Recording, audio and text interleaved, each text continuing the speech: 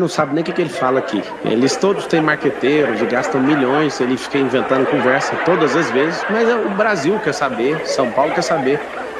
Que hora que você vai parar? Você não respondeu a pergunta. A gente quer saber que você é um arregão. Você atravessou o debate esses dias para me dar um tapa e falou que você queria ter feito. Você não é homem nem para fazer isso. Você não é homem. Vai. Não. Nossos comerciais, por favor.